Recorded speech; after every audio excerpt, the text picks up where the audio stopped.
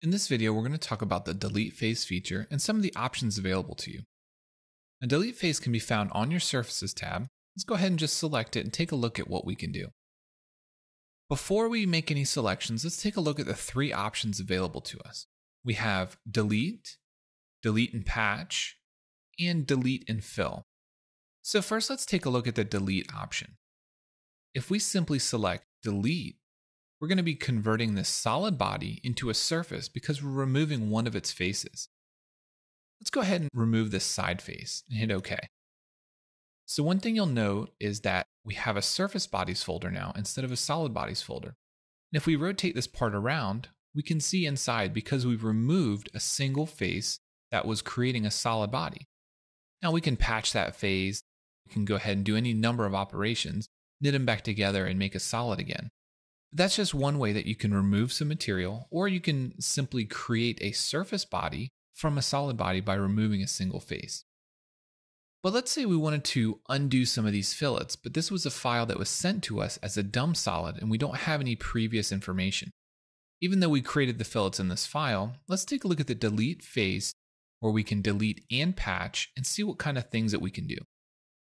So let's say that there weren't supposed to be any fillets on this top edge. If we simply select these three faces, we take a look at the preview, SOLIDWORKS is actually extending these bodies out tangent to the surrounding geometry until they meet at a point.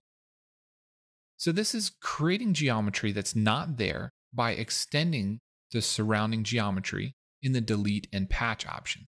So this is a great way to do things like remove fillets from your parts. Let's say we wanted to remove a fillet up top.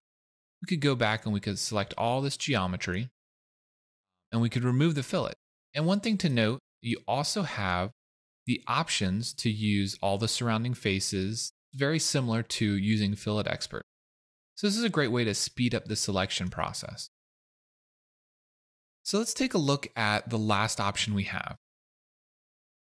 If we go to Delete Face, we have a Delete and Fill option. Now the Delete and Fill option comes with a sub option for Tangent Fill. So let's say we had some bad geometry on our part and we needed to remove it and create a nice smooth blend inside. We could simply remove this face and we could do a tangent fill and have it recreated. Now you might say to yourself, now why would we need to do that? Why would we need to do a tangent fill if we have good geometry already? Well, if we look at a part such as this, let's say that maybe we had a bad fillet in one corner. For instance, we've got this small segment right here. So if we want to do a delete and fill, we can do things such as remove all of these surrounding faces and allow SOLIDWORKS to go back in and patch that area. Now you'll notice that we don't have a bunch of small segments anymore. We have a single surface. And that's what's going to happen if you use the delete and patch option or the delete and tangent fill option. You're going to create a single surface. But in several cases, especially when dealing with multiple fillets and intersecting fillets, you might run into a case where you need to delete or remove some of the geometry and recreate it using the surrounding geometry to get a better surface quality. Now you can see that this created a pretty nice blend between all the surrounding surfaces, and we really didn't have to do any extra work. Now if we wanted to manually do this, we could simply use the delete face option without patching it, and then we could do a filled surface as we saw in a previous chapter. But using a filled surface option can produce some interesting problems within itself. So you can see that we're having an issue with our selection process because we do have those small segments there. Now in general, the end result is going to be the same when using the tangent fill option as if you're using the tangency when creating a filled surface. So let's go ahead and look at the patch that's created. We'll apply to all edges, we'll select tangent.